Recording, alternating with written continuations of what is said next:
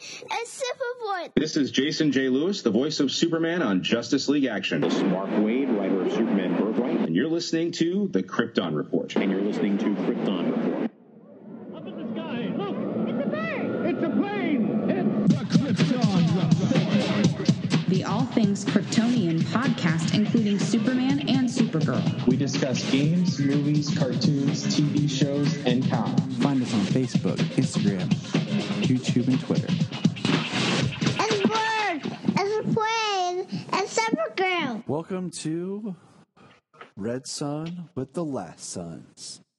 This is our third part of our epic discussion of Superman Red Son. We started with the Last Sons. We're finishing with the Last Sons. It's been a journey, an adventure, but we're all here and glad to finally bring this discussion to you.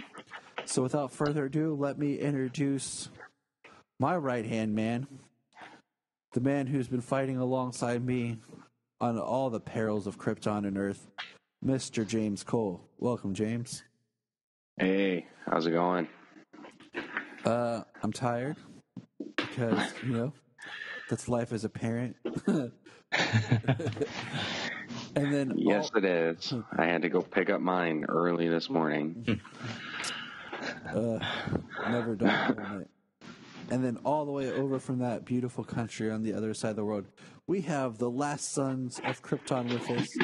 We have Ray. Go ahead and introduce yourself. Hello, I am Ray from the House of Zod. I am one half of the Last Sons. I'm very happy to be on here, very happy to be discussing Red Son. We've done the comic. It's about time we do the film. And we have Connor. Hi, Connor from the House of L, the other half of the Last Sons, with my chum slash rival, I guess, Ray from the House of Zod, because he has that last name. So, yes. But yeah, full disclaimer, I haven't listened to your part 2 discussion because I wanted to go in blind for the animated discussion. Which is perfectly fine. It was a, it was like I said to you guys before, like Brian was just so like he was like, I got to talk about this. We're like, yeah, we'll just go ahead and basically let Brian share about the comic and the movie as a one. Yeah. And James and I just kind of hit and miss here a little bit there, but we were discussing this a little bit off mic. We'll just kind of go around. Connor, how many times have you watched this? Once. Ray? With my photographic memory, one is all I need. Oh, that's just true. James? I've probably seen it 3 times now. Probably only sat through a sitting like the entire thing from beginning to end once. And I've done it twice. My initial view, and then I rewatched it. I started it last weekend, and then I finished it last night, which was cool. I wish I could have set it and just watched it in one setting, because both times I've watched it, it's been kind of like a stop and go. And I will say, I feel like this movie, you might need that. Because I felt like, and, spoilers or whatever, we're going to get into it, but I think I appreciated it more the second time I watched it. I think I kind of understood a little bit more.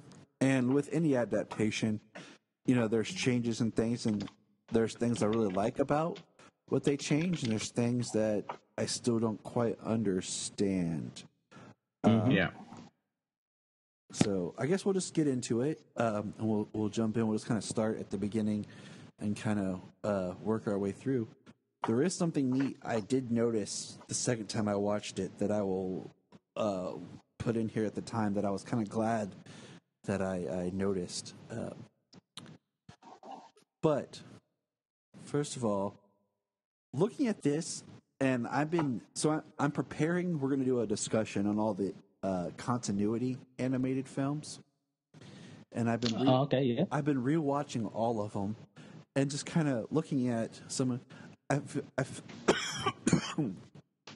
Ooh. Oh dear. My throat's just dry from my snoring because, I'm slightly overweight and I have sinuses in the spring. There we go. I feel like DC anime films are almost starting to get like a two style art. Like, there's the continuity art and then there's the non-continuity art. Yeah. So what does that mean? From a newbie's point of view, I'm not sure what that is. So they do all these direct-to-video animated films. And starting in 2013, with their Flashpoint Paradox, is the change. They started making films where they would connect to each other. Okay. So there's like 15 of them, I think there'll be total, that connect into one overarching universe and style, and they're all drawn in like a similar, very same art style. They do for the most part the same voice cast. There are some changes, especially as a character becomes more prominent in the story. They'll actually get more of a named actor compared to just like a voiceover actor. But then you have the one-offs. Example, the film we're talking about now, Justice League versus the Fatal Five, Batman, Gotham by Gaslight. And I feel like those are all have a very similar art style. Not so much Bruce, like it's like Bruce Timm light. It's like, just looking at my collection over here, the art style for Assault on Arkham was completely different than the art style for, say, All-Star Superman, which really tried to emulate the book. Yeah. Same thing with the Wonder Woman or the Superman Doomsday. All-Star Superman did, considering that was another sort of Elseworlds like Red Sun, that actually had really good animation. Yes. And they did try and do the style of the book, which is something I wish they did here. And that's where I was getting to. Sorry. No, you're fine. Sorry, guys, I'm back. Sorry, got disconnected. You're fine. Because that's what I was getting to. Because, just looking at Superman, Batman, Public Enemies, they tried really to imitate the artwork. Yeah. And I think where they started to kind of lose it a little is Gotham by Gaslight. The look of Batman is kind of Magnolia-esque, but the rest of it starts to lose that. And the same thing when they did Killing Joke. Yeah.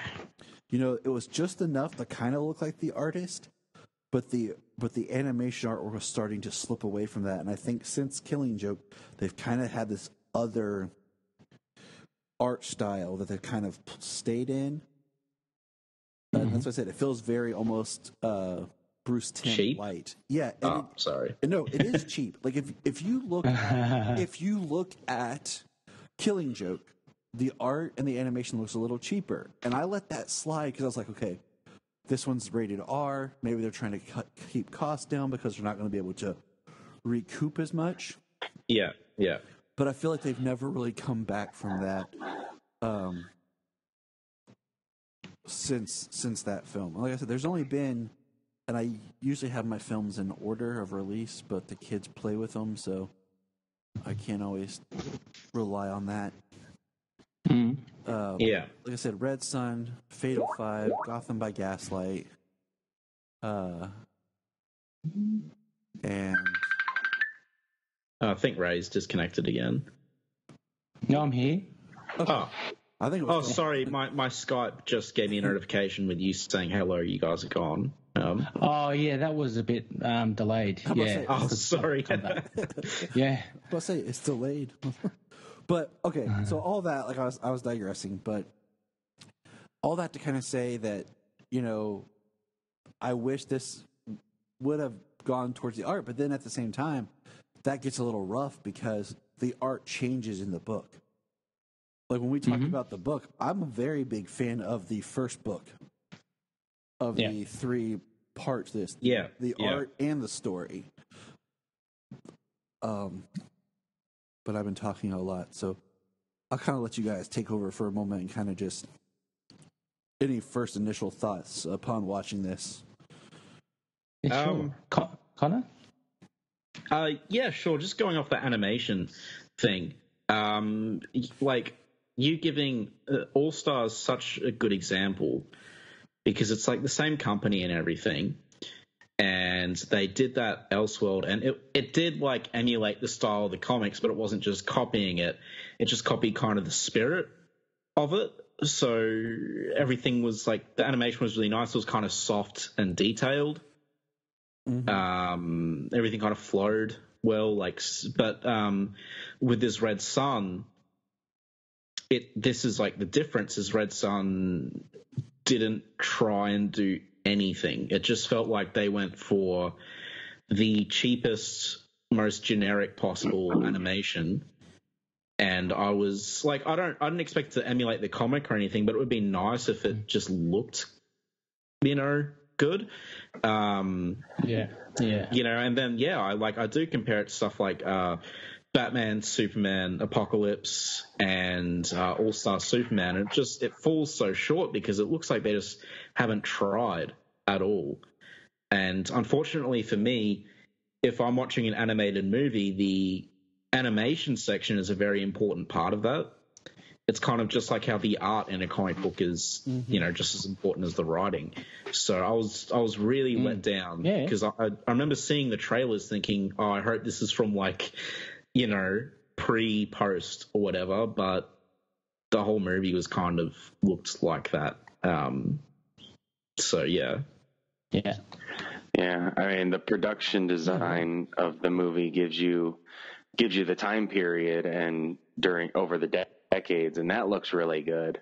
But then, the animation of all the characters, you're right. It's just kind of generic. I mean, you can easily identify who everybody is, but that's also that can also be done fairly simply, even with generic animation. So the characters aren't anything spectacular, and the only two people who change over the years really is Lois and Lex. So everybody else is just generic artwork. Superman stays the same. He doesn't age or change like he seems to in the comic books. They just slightly change his outfit. Yeah, that's it. I don't think he gets any grey at the temples in this. I think no, which I thought was fine. No, but no, not at all. No. Well, with the idea of the book where he lives for thousands of years, where he's basically immortal. So why does he age? Period in the book, but that's a good point. Does he just age until he gets gray and then he stops? Yeah, I animation. Yeah. Look, I don't have as much experience with watching a lot of animated stuff as you guys. In particular, obviously the DC sort of stuff. So I come from it.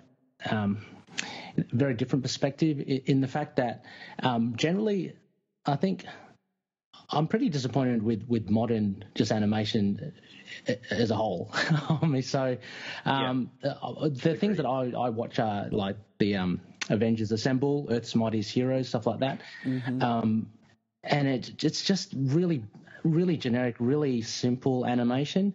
And unfortunately for me, I've come to that point where it's like, oh gosh, this is what we have. Okay, we've got to stick with it. So when I watched this, it really wasn't that much of an issue for me because for me it was kind of the norm.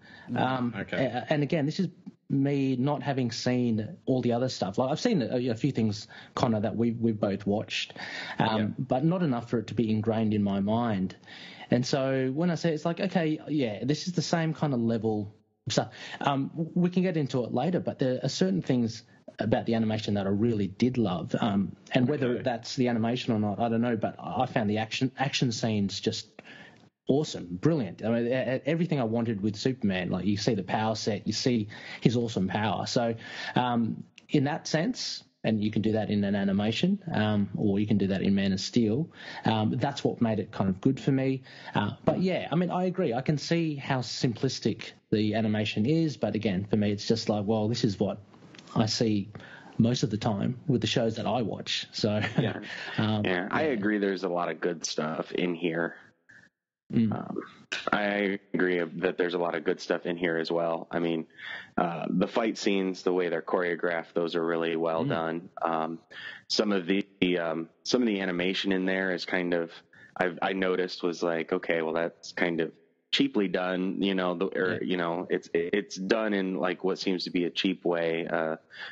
But I was like, I like what they're doing. It's really good. They're choreographed really well. Yeah. The animation is kind of like the 4:00 in the afternoon cartoon or something you come home to after school. You know, that sort of cheapness. And it shouldn't be, because it's a film. Like it's a release on Blu-ray. It should be something bigger. But that's partly why I don't buy any of these on. I mean, I don't have a 4K or anything, but it's partly why I wouldn't buy any of these on 4K, because there's no reason to. You know, Blu-ray is as good as it will be. Doesn't matter if you're playing it on 4K. I bought The Death of Superman on 4K because it came out right at the time that we had gotten our 4K TV. Thank you, tax return. And I was like, all right, Death of Superman, you know, like, I'm going to go all out. This is the film, you know. And I bought it on 4K and I watched it and I was like, okay. So then I put in the Blu-ray because I was like, I really want to compare. And I was like, I don't see anything. Like, same thing with James. I was like, you know what? There's nothing here enough for me to really, for these films to go 4K. And I agree completely with like the animation of just modern cartoons. I mean, thinking about not going too far out, but like the DC superhero girls, the one that's like they have now, like, you know, they had the version that was like on YouTube and like the shorts that was like really kind of cutesy, bright, well done animation, and then now it's very square, blocky, almost Teen Titans Go style animation, which is just simplistic and cheap.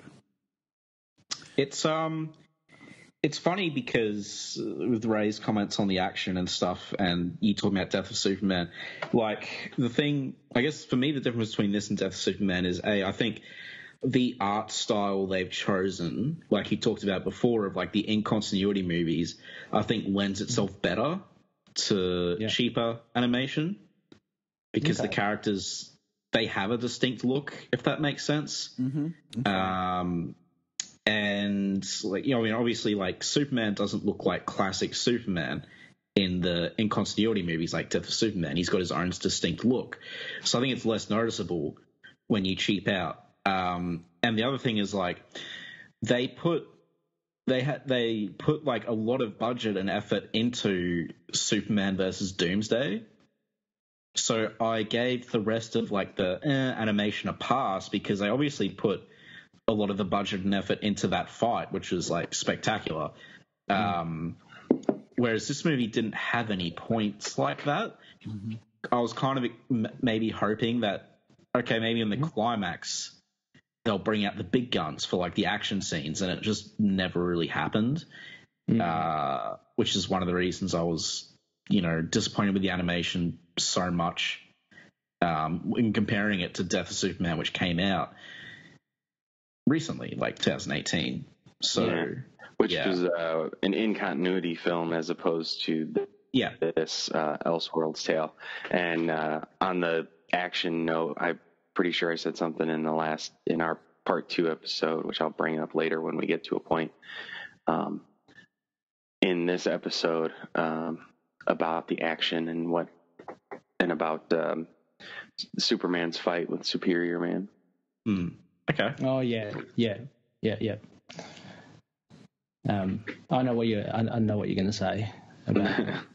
I was going to say, can I just ask? Yeah. Oh, sorry, guys. No, go for it. I just want to ask a simple question to everyone, just to have a rough idea. I just want to say, did you like this movie? And then you guys just say yes or no. Can we do that now? Yeah, let's do it. Yeah. Okay, cool. Well, I'll start we'll go around the table. So I'll start with Ray. Did you like this movie? I already know the yes. answer. Yeah, I did. Yeah, I do. Yeah. Okay. James? Yes, I do. Tyler? Yes. Me? No. Okay, good. I had a Gotta feeling be I'm the odd man out. And that's the podcast, everybody. Good night. Surely I'm the last son. Right. And I'll give you a quick, like I said, after watching it twice, I think I understood the movie better. And there's things that I like about the story of the movie. I'm not saying it's perfect. Yeah. It is an adaptation.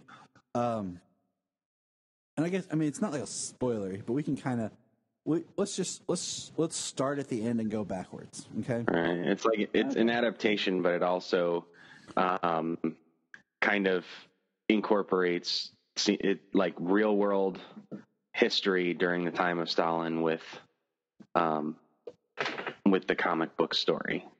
Yeah. As well as like different presidents of the United States. Yeah, that's so. Right. Yeah. One thing that I'll say, I like them leaving out the epilogue.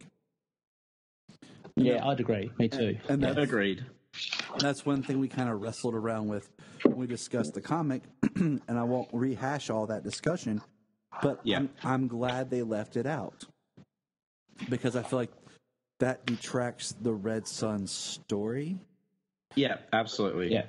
And starts to get into a larger story that was never really told to us. Yeah. So and sorry. Sorry, and that idea, because like when we discussed it in part one of discussing Red Sun the comic, and now watching the film, that idea of what you guys raised about the epilogue, and I did say in the comic it is kind of cool. It's a cool thing that they did at the end.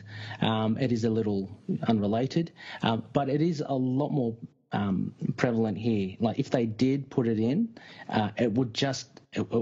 It had nothing to really do with it, and you're actually telling a second story with it by doing it. Yeah. So I'm so glad that they didn't, because part of what I believe J.M. DeMatteis has done, and he's done really well in the film, is that he's got the material from Miller, and he's had to condense it into a film.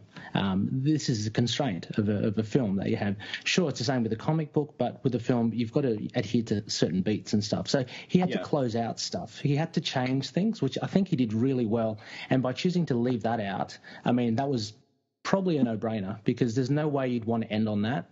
Anyway. A lot of people got angry about that. And this is something that's always... For the film? Yeah, and this is something that's always peeved me about Red Sun in general, is like, some people got angry that they left out the epilogue and stuff, and they're like, oh, it was so good in the comic, and it's one of those things where it's like, I feel like people who read Red Sun don't actually devote any thought to the ending, because once you think about it, it just falls apart. But everyone was so angry that it didn't make it into the movie, and I'm like, no, it's good. But I guess the thing... Oh, it's like everything is divisive, Some people love that, some people love that, or at least the idea of that. Yeah. And then others, try to think about it, and it's like, okay, well, does the ending lock us into just this loop where Superman is this character and he can't be anything to change anything because of what the ending is from the book? Mm-hmm. Yeah. And it's just people... I don't understand why people want one-to-one adaptations. Like, I never wanted that with Red Sun. Me either. Absolutely. Yeah. Because all we'd be getting is the same story, but with worse artwork. Exactly. And condensed to 1 hour and 20 minutes. Like, why would you want that? You got to change it up for it to be good. Mm-hmm. If they succeeded or not, obviously we'll debate that. But I guess my thing with the ending, though, is I do like how they left out the epilogue, but I was hoping that they would do something else. As I was talking to Ray off air, maybe something crazy, set up for a sequel, or I don't know, just change it up a bit. But then it just kind of ends very basically, and just kind of ends flat for me. So it's kind of the opposite problem of the comic. Yeah. If anything, I think they played it safe. J.M. DeMatteis played it safe for the ending. But it closed out everything. There were that much hanging out there. So you got a nice rounded, and with that thing with the sequel, it is a good idea as well. But like, I'm not sure how likely it would be that there would be a sequel or not. So I don't know whether they play a factor into that. That's true. Yeah. If it isn't, then well, they've got to wrap it up. Otherwise, we'd be saying, "Oh, why did they leave us hanging?" With only one movie. So it's one or the other. I guess I was going off the assumption that they would assume this would be successful because Red Son's an extremely popular story, and Red Son Superman's an extremely popular version of the character as well. I believe he showed up in like Final Crisis and stuff. I think if you did, I think he was in Convergence as well, as from what I recall hearing. I got to reread Convergence at some point. I think I'm getting to Convergence. There's a lot of New 52 stuff. I just finished my Superman run on a regular Superman book. Oh, really? On the regular Superman. Yeah, I finished reading Final Days of Superman. I am reading Lois and Clark, and then I'll go back and do some catch up on Action, and I'm reading everything along with Superman. I picked up some trades of Batman Superman, so I'm reading those. Ooh, that's a really good run as well, and then read Superman Wonder Woman as well. Is that a recent one? It's all New 52. No, Superman Wonder Woman was in New 52 when they were a couple. Right. Okay. Tyler sent me, when he sent me some stuff a while back, he sent me like the first 4 issues of Superman Wonder Woman, and I read them, and I was like, oh, that's pretty good. It is a good run. Like it is. I was shocked. It's on my to read list now that I have a little bit of time. Yeah, it's kind of it's the good thing about the and sorry for you guys, us having DC Universe, we can just read those entire runs. We just pick up our tablet or whatever and read an entire run of a book. Like everything New 52 is on there. Yeah, I mean, to be honest, that is something that I would love to get, because being someone that's trying to explore the DC universe, that's perfect, and I just hate it how it's not here. I'd be on that like a rash. I mean, tangent. My hope is, I guess, with them coming out with HBO Max, that is likely to be more widespread. Okay. My hope is maybe they're going to have maybe a similar DC tab as, say, like DC or Disney Plus has a Marvel tab, and you can enter DC, at least video content, and maybe DC Universe, if they downsize it because of HBO Max, maybe they'll keep it as like the Marvel Unlimited of DC, the DC Universe. Subscribe to this, and you can read everything in the catalog. It may well be a reality. Hopefully they'll open that up. Yeah, to other countries. Yeah, it may well be a reality considering our current climate in the world, and the way comics are going. So it could be, dare I say, a little bit of a silver lining in that sense on the digital market for comics, and making it more accessible for everyone. But just going back to the ending, though, Tyler and James and Connor, what I thought and what I thought with it, it kind of encapsulated also for me a much tamer Lex Luthor, in the fact that he's more geared towards his relationship with Lois Lane, which there's nothing wrong with, I think, but I prefer the more driven Lex Luthor in the comics. He seemed to be a bit more obsessive, a bit more focused on getting Superman, and then what I loved about the comic was that once he had seemingly done that and dealt with that, he turned his efforts to something else, and he started curing stuff here and there. He lived to a ripe old age, and having said that, I prefer the comic version of Lex Luthor, but I can see what. Yeah, obviously the way DeMatteis has fashioned everything in this show, in the film, he's made Lex a little bit more.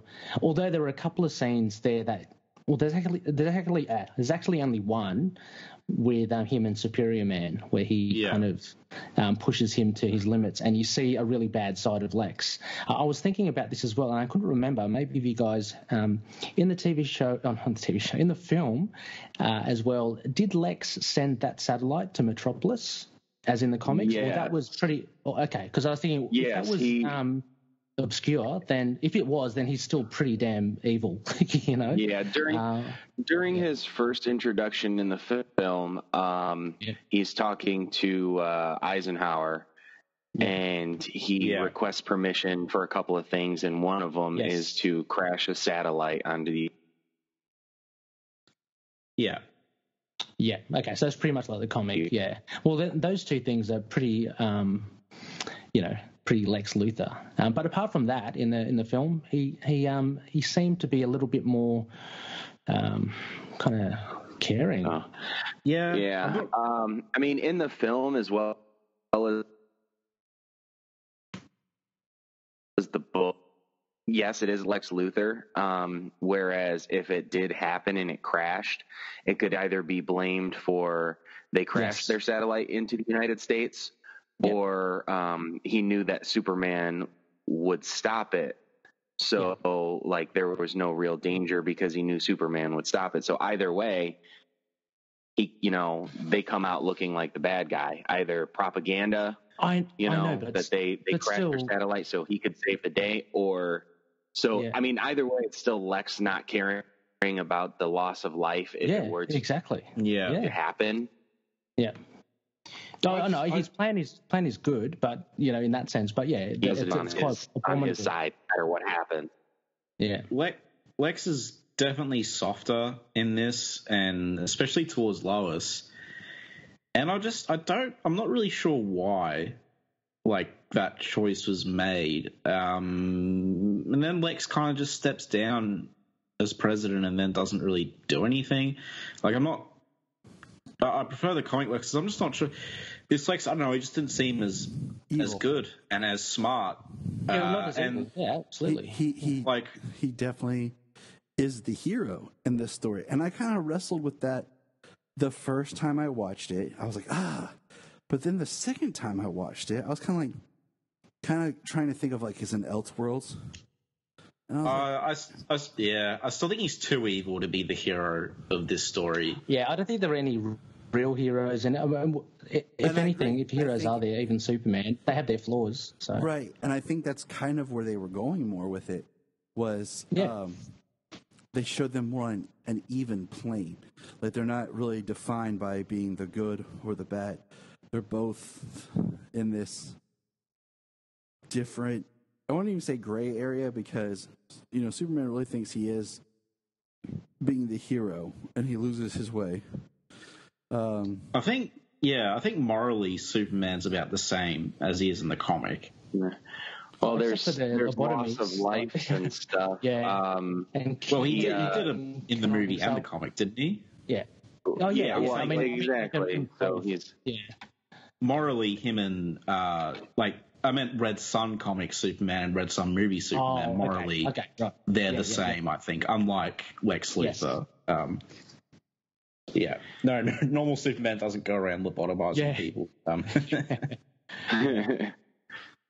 Maybe, but the thing that only Elseworld Supermans do. Yeah, but the thing that they do in this film is at the beginning. If we go back to the other end of the film, the very beginning with Svetlana and Superman, you get a lot more insight into Superman a bit more. The beginning of the comic was more. I loved it actually, the beginning of it, because it made Superman out to be this. It's like an arms race. The Russians have obtained this weapon more powerful than a nuclear bomb, and he's talked about in that kind of sense. Whereas at the beginning of the film, you kind of get he kind of humanized, and you have this relationship with Svetlana, and him kind of dealing with his powers. I think that was a nice point of difference. Yeah, it's kind of a nice through line for the character, an actual human connection that this character has in the movie, because it starts with Svetlana. The turning point for him is Svetlana, and then what he hears at the end when what he thinks about at the end when he is saving the planet from Brainiac's black holes in his ship, is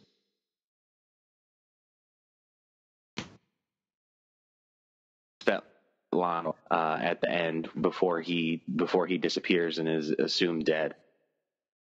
And I agree completely. Like that is one thing that I liked was, we had talked about how it felt like he had lost his connection so much with like humanity, and they really played up the fact that the Lana, for people who don't realize Svetlana is Lana,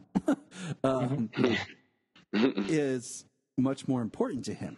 We see them as children, and he's like, and in the sense, it stays true to the Superman mythos of her being one of the first people he reveals his powers to. And then, like, James was saying, the beats are like his turning points are around her and, him going to change and save the world by getting rid of Brainiac. And that's really a great through line of her words and what they meant to him. So wait, yeah, because that's when he finds her in the gulag, and when he finds her, and her only crime was knowing him before he was Superman. He knew that the world was seriously messed up, and so that's when he took out Stalin, and that's when he began this. So that was a turning point.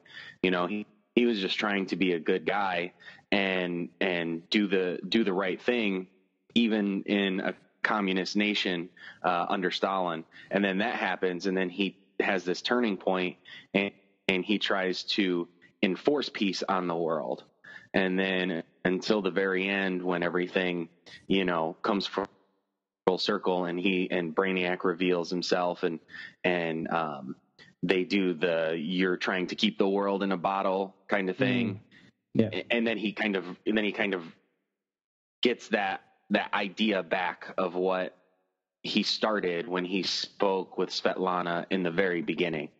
So then it's the turning points all connect to her. Yeah.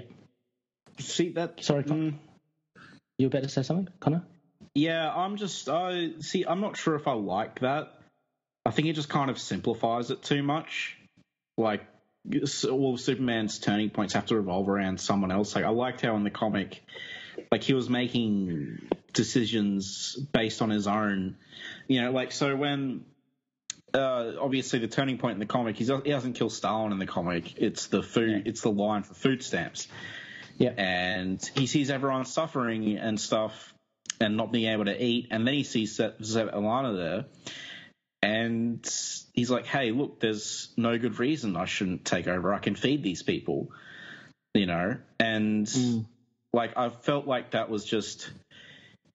I did like him killing Stalin, but I felt like it was just better progression than, one of Superman's loved ones dies again and he progresses that way. Like, it just felt a bit more nuanced in the comic to me. Yeah, I can see where you're coming from. I can see where you're coming from, but I think... I think the historical suffering... Yeah. I'm sorry. I think the historical suffering, the tragedies, the human rights issues that they utilized from that point in time in Russia, I think they wanted to point that out and create a larger idea of suffering. And that kind of, and like he remembers her, like the end, it's not really like she's his turning point, but when he kind of, when he turns and he has for the whole world in a bottle and he turns, like he's remembering her and remembering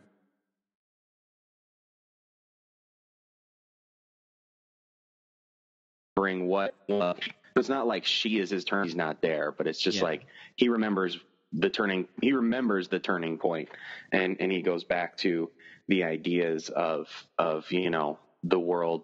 Like, he doesn't have to save the world. The world can save itself. So I guess that was my problem with the bottle scene in this movie. Is I feel like in the comic, the bottle scene was fine because he did lament quite a lot about the bottled city of Stalingrad. That was a constant failure that was plaguing him.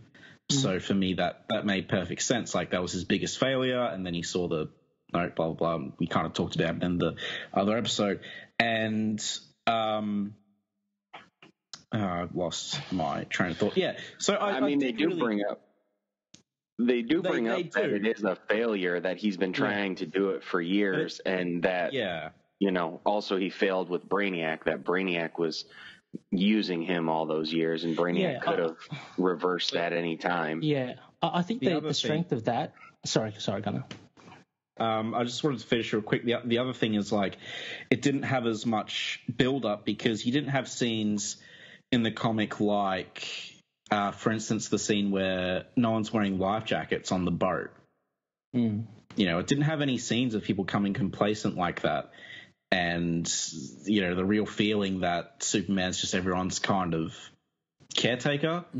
So I never got that vibe in the movie. So why don't you put the whole world in a bottle thing, Bottle City, it didn't resonate that much with me when I saw it in the movie. It kind of came out of nowhere. And in fact, it was at a point in the movie where I'm like, I wonder if they'll even have the same thing with a bottle comparison, and they did, so I was surprised. I think the idea of that, they do that in the comic book, like the people's complacency and stuff. I think the idea they try to get across in the same way is like during the conversation in like the control room between Wonder Woman, Superman, and Brainiac, where basically Superman's like, give me the statistics, and all of this stuff is up, and life expectancy and just all these positives and stuff. But they kind of give you the idea during that conversation that, the section of the world is under his control, and it's how he wants it. And it's, she's playing the other side of it, kind of voicing what we think. The idea that, the world is becoming complacent, and that everything. I think that's where they're going with that conversation, as opposed to giving you a visual montage of the world being complacent. And there's just the things on the screen, and then he switches to the screen. He switches the screens to the United States, and then there's the poor and the suffering and the riots and stuff like that. I think that's kind of the idea they were getting across in that scene of this movie. And with that same line of thought is just kind of the idea of, like, we see like maybe two images of Lex playing chess, but we never see Superman playing chess. And I feel like that underlining theme of Lex has been removed. But let's see. I know they didn't, and I know, in the book it was just a couple of images of all of the creatures or all of the people that created to send after Superman, but you don't even get a glimpse of them in this. Which I would have liked. I would have liked to see maybe, an overtime, like some kind of small montage, and it didn't even have to be a bunch of action scenes, but, something of him fighting different people, because they go from the beginning and the gulags to him being in charge, and then they give you Superior Man, and then they give you Batman, and then Brainiac, and it's like boom, boom, boom. And it's just supposed to span over so much time. There's still a lot of gaps, like there was in the book. Yeah. So let's touch on the change to Superior Man. Have any of you guys ever seen Team America World Police? Yeah.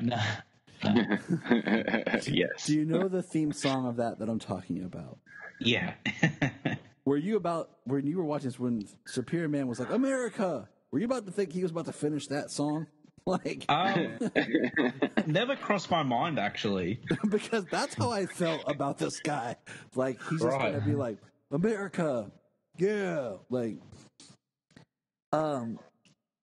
this is one that got me just because they made, like, the ideal of the American Superior Man, like, so brainwashed, and just, I don't know, like, what's the word I'm searching for? Because he's like, I was watching the battle and he's fighting. He's like, I am an American. I don't give up. And it's just like, okay. Yeah. And then, but at the same time, when you look at this, that it's Luther controlling him, and we see that it's actual Luther controlling him. Yeah.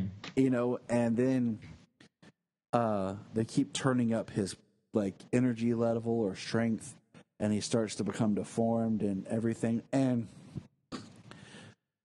this one was one of those changes I don't like, because at least in the original, there's like a redemptive sense to Superior Man. Yeah. Oh, for sure. When they're fighting, he realizes they've done something, he has to take care of it, and he sacrifices himself to save people. Yeah, I mean, and there's a lot more at stake as well. Like, he's emitting radiation and he's causing all sorts of trouble all over the world with Superman. And so there was a lot more to it in the comic, I thought. But I found it necessary. I mean, I can understand the necessity of, from what I think, is that to show Lex Luthor being a little bit more sinister than, because otherwise he comes off, as Connor says, as being quite soft throughout the whole film. So this was just the one main instance for me that he actually showed some sort of, evil to him. But I did prefer the comic version of Superior Man. It's showing him being evil without us actually feeling bad for him killing anybody, like, human. We're like, oh, it's a science project. Because he even says to Lois, like, afterwards, about it. Yeah. I mean, he kind of, so the whole thing, like, quintessential Bizarro is that he's not evil. He's just a menace. And I think, like, the comic obviously, I think, did the whole Bizarro thing pretty much perfectly. It's like, the US Superman's a Bizarro Superman, all that stuff, and he looked like Bizarro.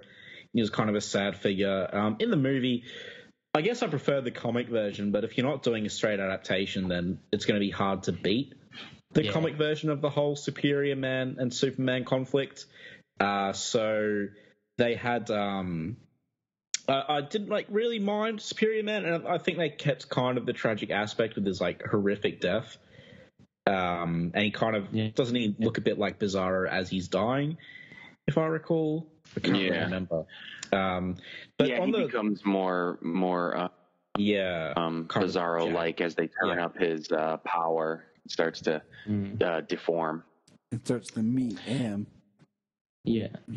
I see. I think J.M. DeMatteis really, as you guys mentioned, Tyler and James, I think he's really focused on the through line in this film.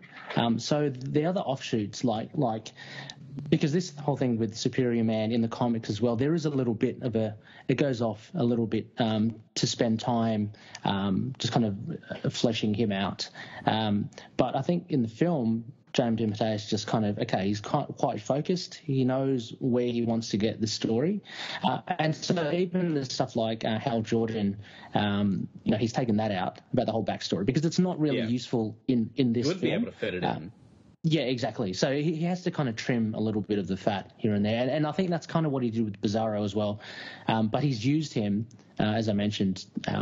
I think the main point was to use him to show Lex's evilness, basically. Yeah.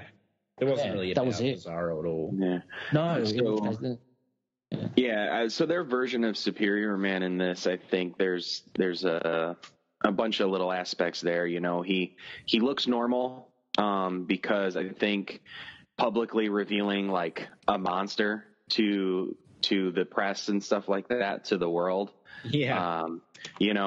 would be a lot, especially during the time period and the fact that they're dealing with, these incredible powers of Superman. So they make him look normal. So as his reveal is more appealing, and then the collateral damage that Bizarro creates in the comic book was like unintentional because his powers weren't perfect. He didn't have the control over them, so he created a lot of collateral damage in the comic that way, and then in the movie he just doesn't care. He comes in America and then he doesn't care about the collateral damage that he causes, the loss of Russian life, the loss of the Russians' lives of people in the streets. Which also brings me to the point I was making, is Superior Man is there. He's after Superman. So Superman leads him away from the city. So they have this pretty awesome choreographed fight in the mountains. Mm-hmm. In this movie, Superior Man is after Superman, so he follows him. Say Man of Steel, Zod's intentions are to kill humanity and to kill all of the humans that anybody that Superman cares about, innocent collateral damage. He's not going to follow Superman from Metropolis to the middle of the desert or the mountains to have a fight, because he's there to kill. He's there to kill the human race. Yeah. Was a bit off tangent. Was anyone else villains? So why?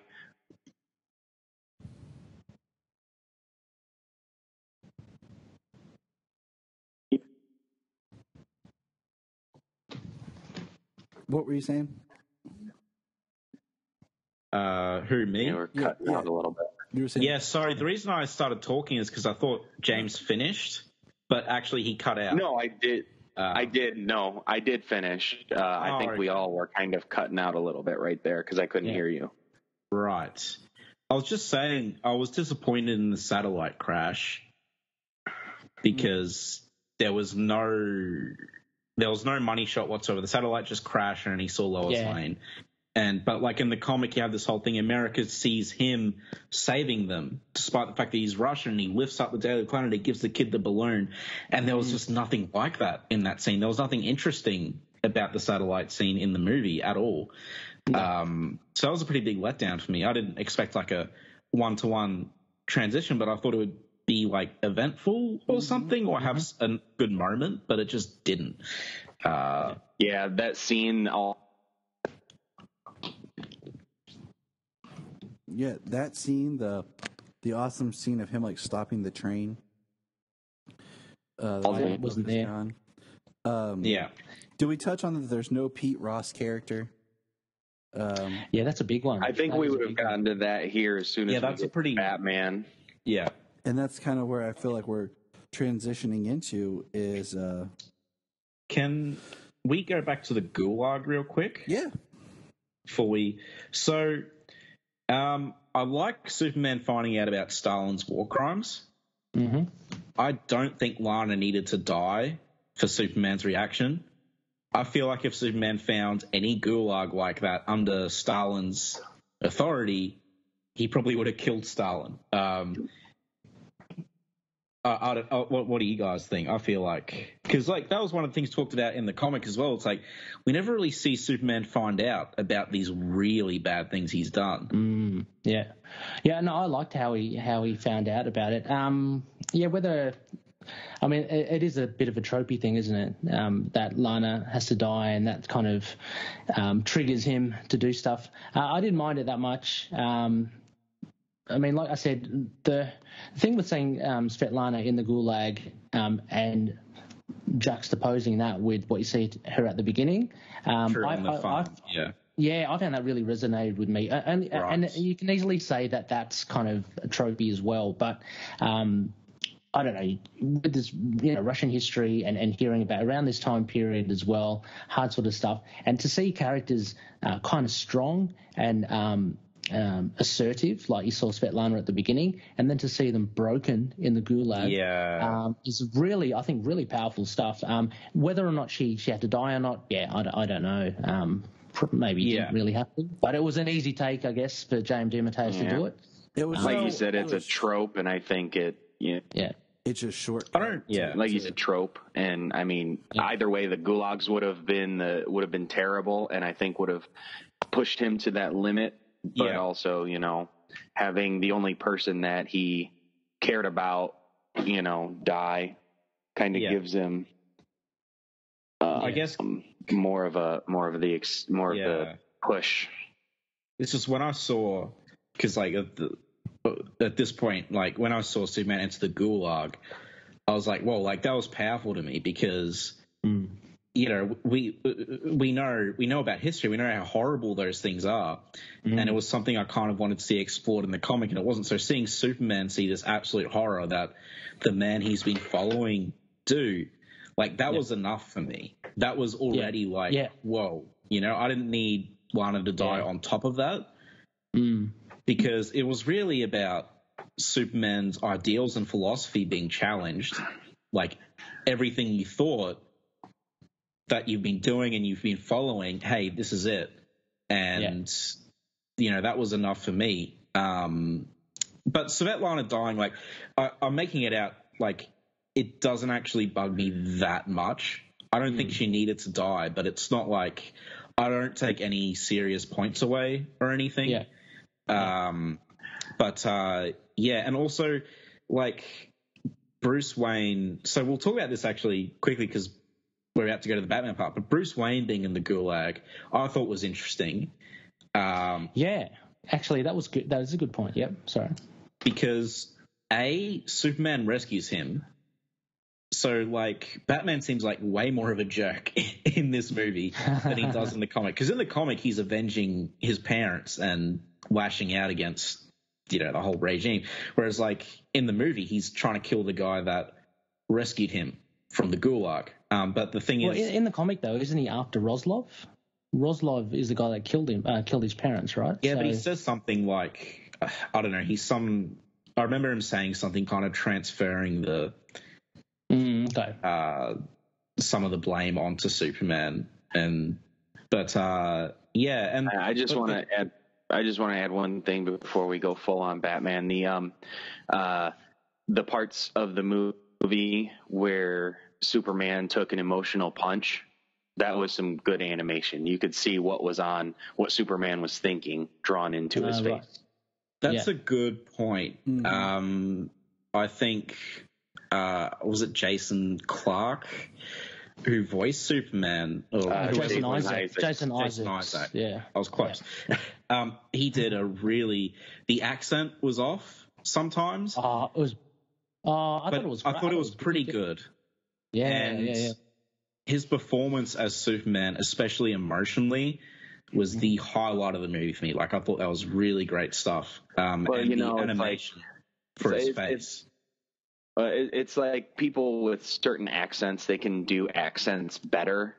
Now, when you get like Americans trying to do accents from all over the world, sometimes they're just terrible. But when you get other people from different parts of the world and they have different accents, they're better at doing other accents from other countries, it seems. Well, yeah. I mean, you know where Jason Isaac's from? Yep, Harry Potter. Hey? Sorry? Harry Potter. Yeah, Harry Potter. Yeah, and the OA. I know him from the OA as well. He's really good in it. I know him as that ruthless guy who burned the church in The Patriot. Yeah. But he's awesome. I think the voicing for Superman was awesome. And just going on with that, like the music as well, the Russian music, really good. I mean, we were kind of blessed in the comic with great kind of Russian propaganda images, and I think in the film we're kind of blessed with a really good soundtrack. I think the even Batman's accent, I don't know if it's really authentic or not, but I like that Russian accent, so it seemed to come out all right from both of them.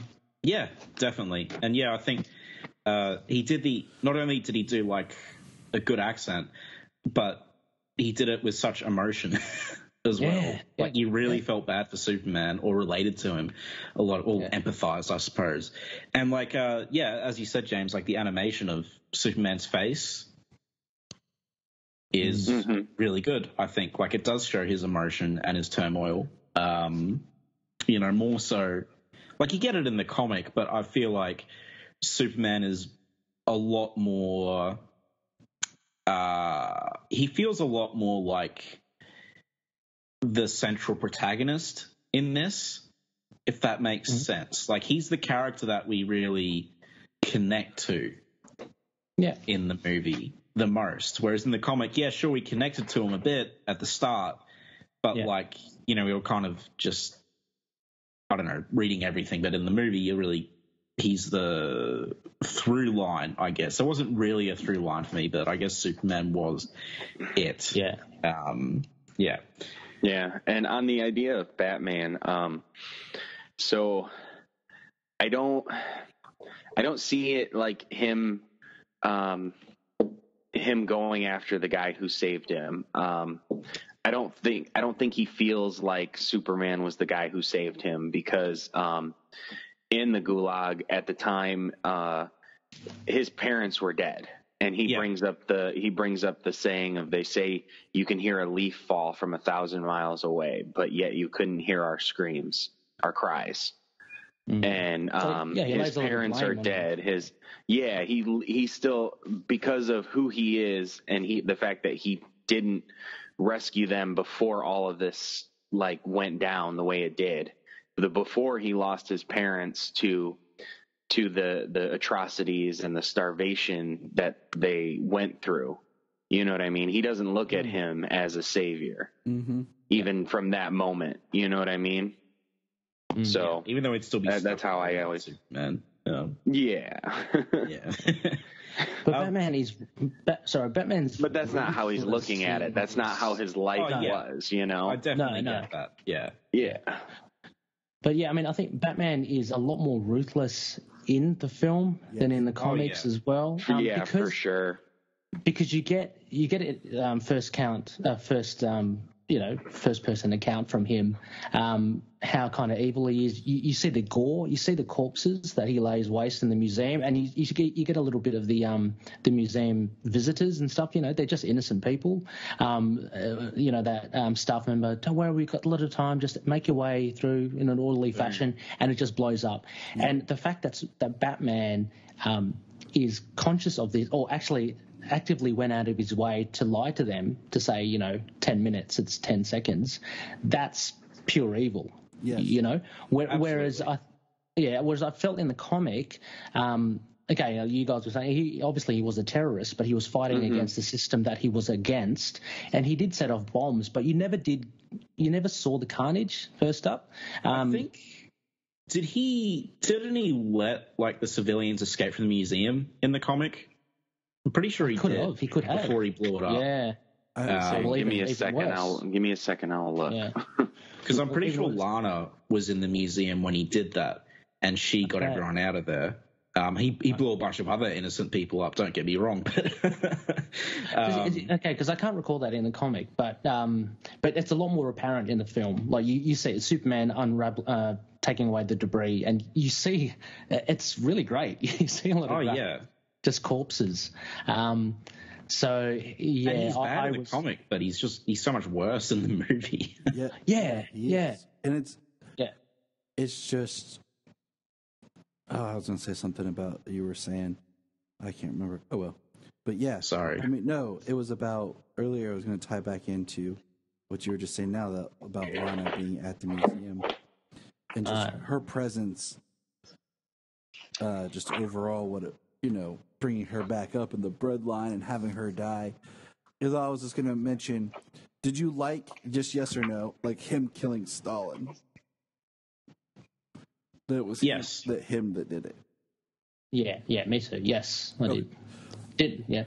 At first, I was like, but then, like I said, upon the second watch and seeing where they were going and the impact, I was like, okay, I see this. I understand this. Yeah. Superman. Sorry. Superman believes in communism. Stalin wasn't upholding like the principles of communism. No, no. Like he was being a dictator. He was self-serving. Exactly. He was self-serving based on the front Yes. of his communist beliefs. And, Exactly. Yeah. And that's the thing. That's the change point when Superman goes from being part of something to actually having to lead it. And when he's the full-out leader, I think is where he departs. Now, before we finish up the Batman angle, let's step back one moment and discuss Wonder Woman.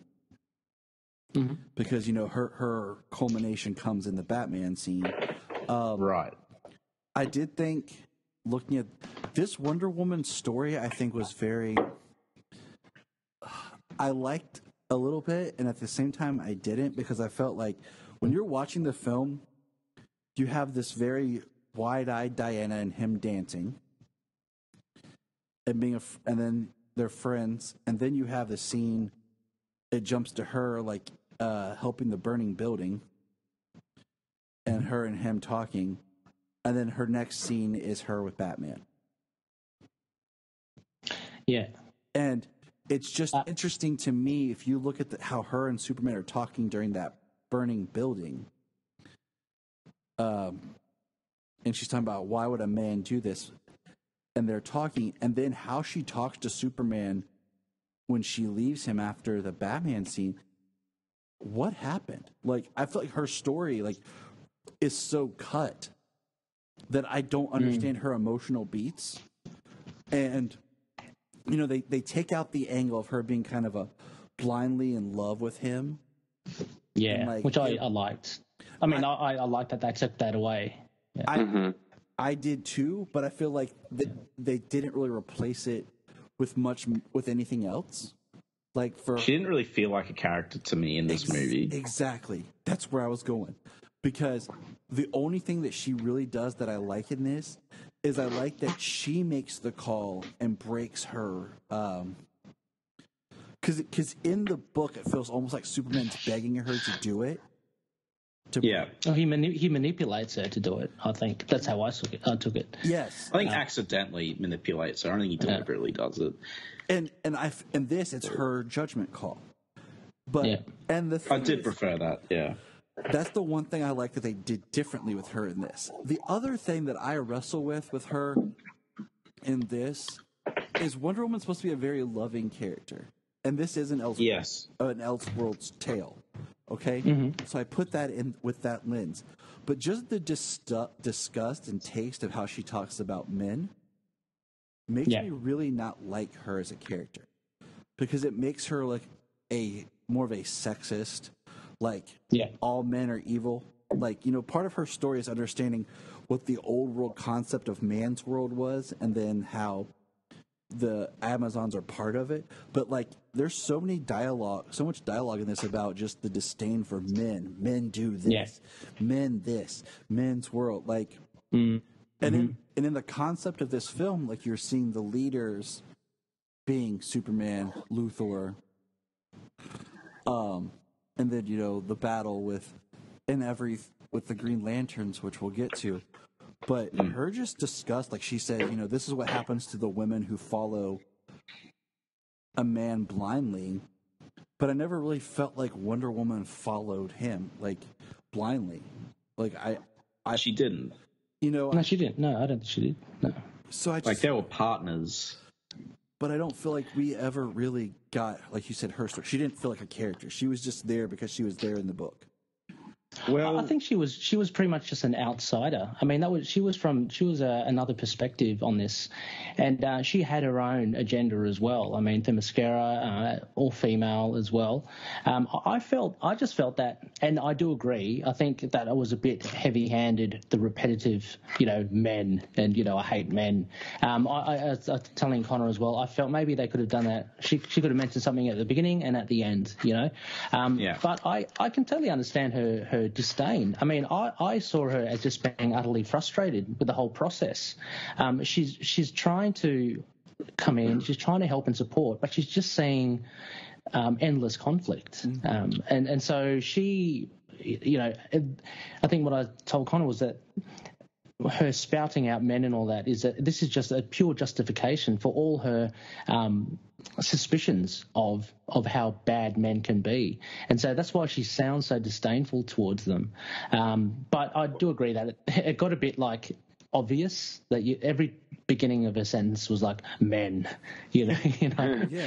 So that got a bit, yeah. And Yeah, I mean, it was. I would have liked Yeah, more of her, because everything you just said makes perfect sense, but would be so much better had they developed her and gave her more. We saw her more interacted. We saw her more with Superman and what he was doing. Yeah. We got to see her. Yeah. Maybe even a scene of her talking to her mother and disagreeing and defending Superman and his ideals. Would have really It was. Let me kidding. It was heavy. Yeah, it was heavy-handed, the whole men aspect. But as we've seen in so many different iterations of Wonder Woman, the Amazons, before they went to Themyscira, they were enslaved and had to fight for their freedom, and just the Amazons before Wonder Woman have this disdain for man's world, for the things that they had gone through. So she's raised with the same disdain for man's world.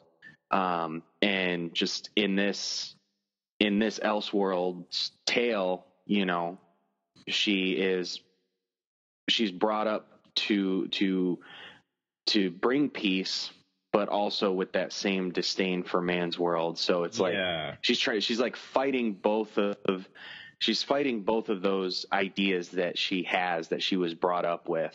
The terror of man's world, but also the fact that she wants to be an ambassador for peace in man's world. Yeah. And I think she inevitably saved Superman in that scene with Batman and her and the lasso and everything. Yeah. It was more of a strategic, I think, thing. I mean, so it's not like she has any feelings for him, because that's made quite apparent at the beginning that she doesn't. But she has faith. She believes that he can actually do something to at least fix this problem. So it's a strategic thing from her to actually free him, but nothing more than that. I also don't think she just let, a lunatic dressed as a bat with a Russian hat just trap Superman as well. But right. Yeah, I get it. I mean, funnily enough, Ray, you and I, we didn't argue, but we didn't discuss either. We were like somewhere in between about this whole I kind of like the image that you had. Yeah, I mean, I think that was pretty accurate because, like, it's for me. I guess what really irked me, I think, Tyler, you said it. I know this is an Elseworlds, but Wonder Woman is supposed to be this compassionate, loving character. She's supposed to be peace, and she's just kind of a bee in this. So she. The first problem I had is, as some people have said, she didn't come off as likable to me. And to me, every scene she was in, she was preaching like men this, men that, men are bad. And I was just kind of like, shut up. Like, I get it. You've already said it. And she's not likable either. And to me, it just felt like DeMatteis, who I love, by the way, was just trying too hard maybe to go the other direction that was gone in with the comics, with Wonder Woman being like kind of this simpering, love-stricken woman, and he went too far in the other direction and kind of overcompensated. Mm-hmm. And also all her scenes and dialogue with, like, because every time she's on screen, as Ray said, she opens up with men this, men that, and to me it just didn't fit in with the rest of the movie. It didn't contribute really to the overall message and tone or whatever of the movie itself. It just felt kind of out of place. I feel like if maybe she said some other stuff in addition to Men Suck, like, I would have liked it better. But for me, it just felt really jarring because the movie isn't about men's failings, if that makes sense. It's not about how men ruin the world. It's about, a bunch of stuff, but that's not the core line of the movie. No, but she can see what's going to happen. Like she can see the imminent war the conflict that's happening, and she's trying to stop it. So I mean, and that's where it comes out that she hates that men just resort to violence and conflict. Not doing the best job, because I don't really remember her like doing anything to persuade anyone. She just yelled at people. Like that's what I'm saying. They didn't give her anything to do. Like there's no scene of her like pleading or like really being the ambassador that she claims that she is there to be. You know, one thing is like when James was talking about the Amazons, is that's all stuff that we're bringing in with us from previous knowledge. That's not contextual in the story about what the Amazons have been through and what they've done. So that kind of just, I just feel like she was in a short version, she was underserved. I mean, it's the only way to justify the way she feels, though, is to bring that in with you. You know what I mean? And I agree. I agree with you completely. Yeah, exactly. It's just that they should have given us that in the story. I mean, I agree she could probably have done something more. But again, it's the focus of J.M. DeMatteis. He's not going to delve into a side story of Wonder Woman, you know, trying to fight this thing from another side. It's all to do with her and her relationship with Superman. So he keeps everything trimmed, everything just kind of really neat. I feel like he gives her a lot of screen time though. And I feel like it just could have been spent better. I feel like you could have changed like a couple of her scenes, and if you changed one of the scenes of her just going blah blah blah, you could have made a scene where she's like trying to persuade Superman reasonably, or say something, you know, that we can all kind of relate to, you know, and like she could have been our self-insert. Like the sort of outsider for, like, as you said, because she's predicting how things will go, but she came across as crass and stuff, and it's also a characterization of Wonder Woman I never particularly liked either, because she's not supposed to be like all the women on Amazon Island, because they're kind of out of touch.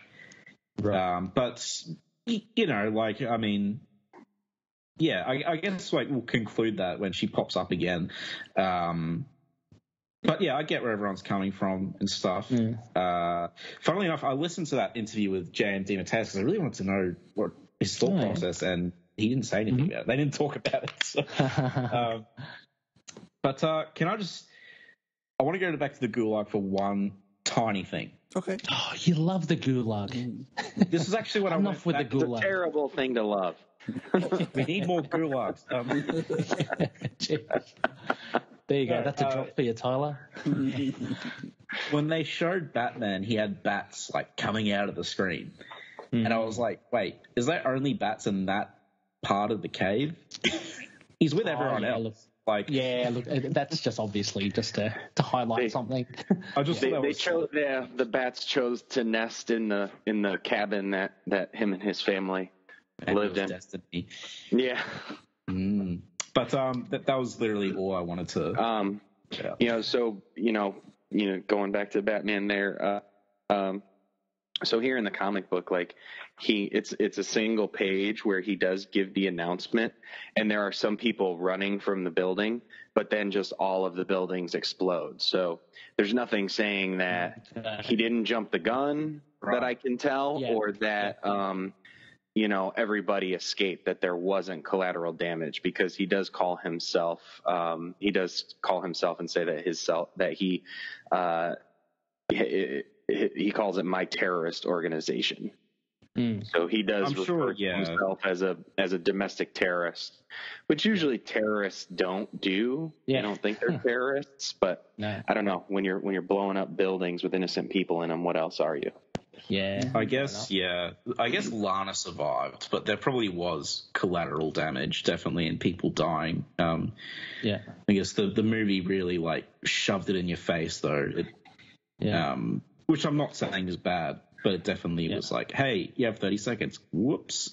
Yeah. You have 10 minutes, 10 seconds. Yeah. 10 seconds. All he needed was a moo ha ha ha ha at the end. He made up his mind 10 minutes ago. Or a mustache to twirl. Yeah, exactly. Can we just quickly bounce back to Pyotr Roslov as well? Because I feel he's quite important at the big difference to the comic and the film. Pete Ross. What I really enjoyed in the comic, and which we don't see in the film, and incidentally kind of has a domino effect throughout and has James DeMatteis kind of dodging and going around to actually tell a story without Peter Roslov in there, is that scene with him almost committing suicide with Superman in the comic, because it's a really nice conversation that they have and a bit of insight where it's not only about the politics and the system, it's about how he feels Superman has kind of usurped him, and he makes a point in that comic about how it's funny that communism's all about equality, yet you are clearly not equal to any of us. And you're meant to be the bastion of our nation, and so and tied in with that with Batman as well. Like as I mentioned before, Pyotr is one of the reasons that Batman is Batman in here as well, and he makes that little glib comment before he blows himself up that he sells Roslov out to Superman. I love that so much. Yeah, that Roslov was a traitor to him. Yeah. But then that in turn, like another domino effect in the book, that then showed you a really bad side of Superman, because what he does, he lobotomizes Roslov, and you don't see that in the film. You don't see him, although he makes mention of lobotomies and stuff like that. The fact that he actually, one of his apparent close friends, he lobotomizes, is quite a terrible thing that he does in the comic, and you don't see that in this film. Mm-hmm. I mean, he was never really his close friend, though. Superman thought he was, but dude hated him the whole time.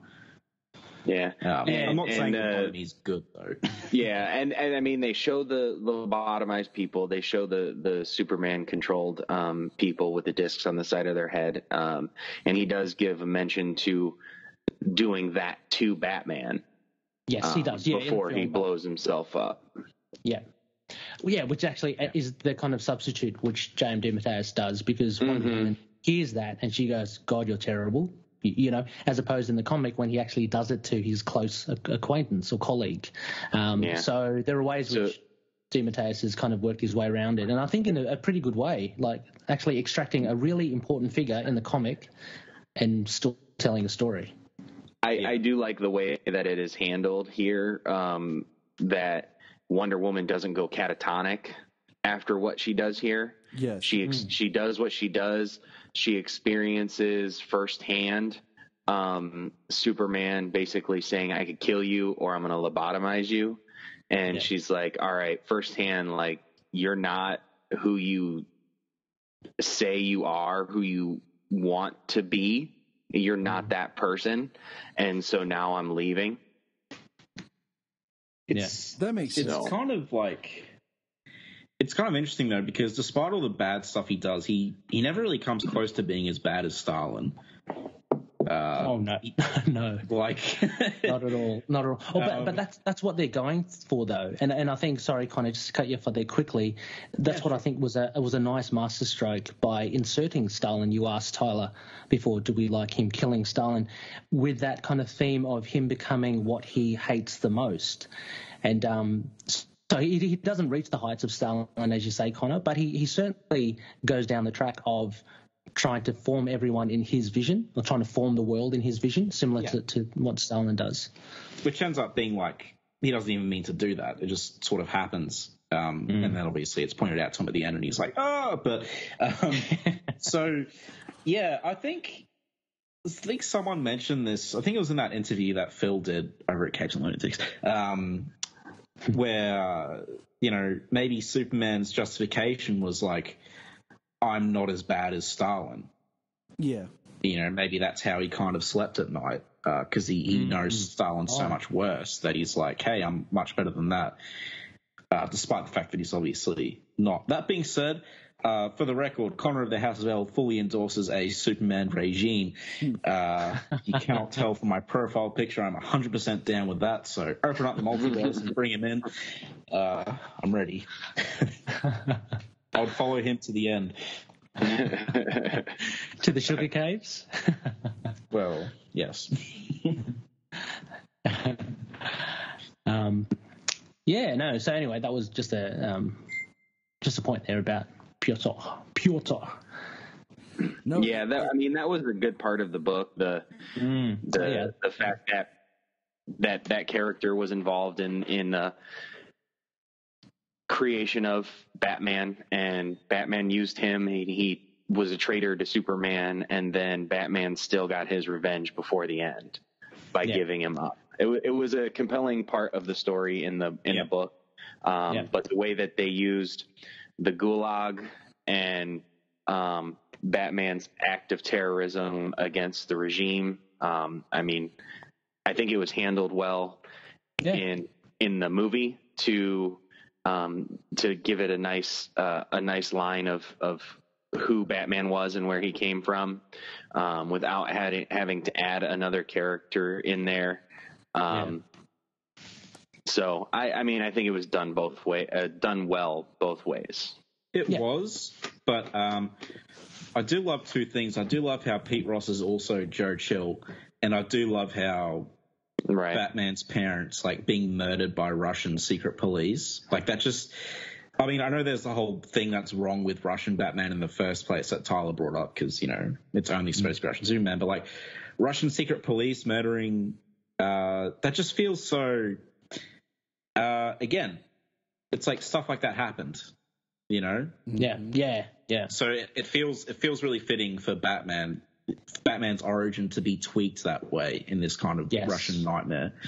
But I did like Batman in this movie as well. So even though I thought he was the weakest part of the book, because again, do we need Russian Dark Knight Returns? But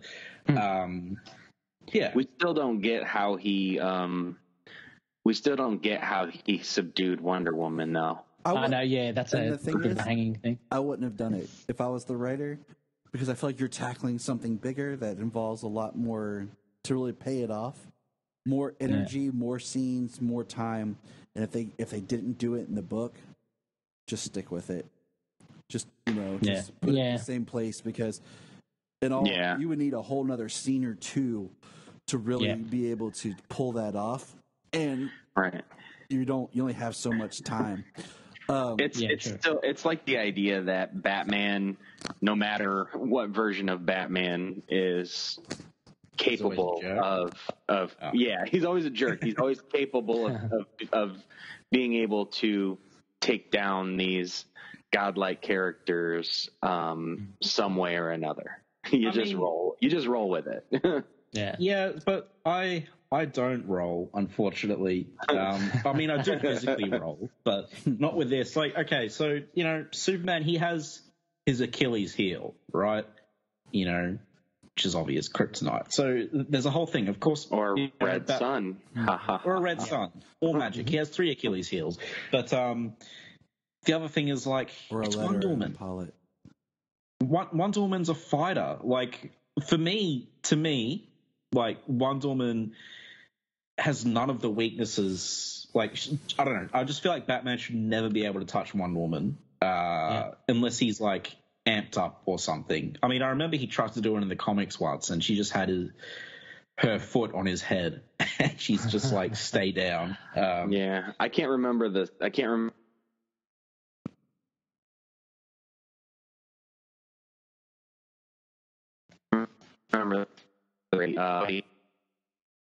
Everybody, he has ways to take everybody down. But the only way he has to take Diana down, that's the original storyline, but I think it's been adapted in different areas. Justice League Doom. That's where the story comes from. But in this other story I'm thinking about, I can't specifically remember which one it is, but he does say it actually might be in Injustice, but he does say that the idea that Diana has no weaknesses. She's almost as powerful as Superman, and she has no weaknesses like Superman does. his backup plan for her is Superman. I thought you were about to say it was to bed her. This isn't Bruce Timm. This isn't the Bruce Timm universe. Everybody's got to sleep with each other in the Bruce Timm universe. No, the idea is she doesn't have a weakness like Superman does, or like all of the other superpowered beings of the Justice League. So the only people who can take her down are these other superpowered. I thought. I wish I knew exactly what story that was right now. I thought. James, you're not talking, are you? No. Okay, cool. I just didn't want to make because it's like he's got like briefcases.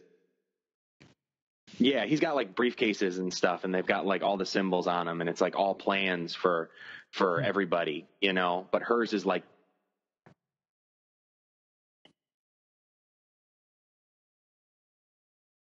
empty. Is other powerful being like that. There, I'm done. Go ahead. Sorry, man. Oh, you're fine. You kept cutting out and stuff, so I was never sure if you stopped talking. Right, the delay and back and the calls. So you're good. I heard enough to know what you said though. I'm pretty sure all the briefcases. I'm pretty sure that's Doom, but I'm not 100% sure. But I know in Tower of Babel, I like his plan for her is to make her hallucinate or whatever, and she overexerts herself so much that she drops dead of a heart attack. Wow.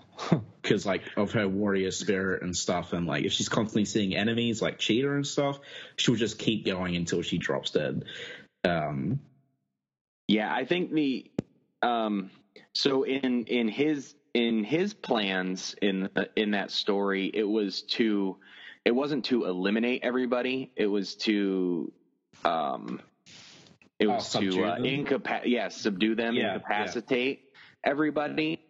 And it got turned into Lethal. The villain who I think I think it was Roz in the book, but it was Vandal Savage in the movie. Yeah. Mm-hmm. I don't know. I just remember a thing. I think it was like a comic or something, or like a funny comic, and Robin is like, "Oh, so what's your contingency plan for me?" And Batman just doesn't respond. It's just like you're not worthy. Yeah.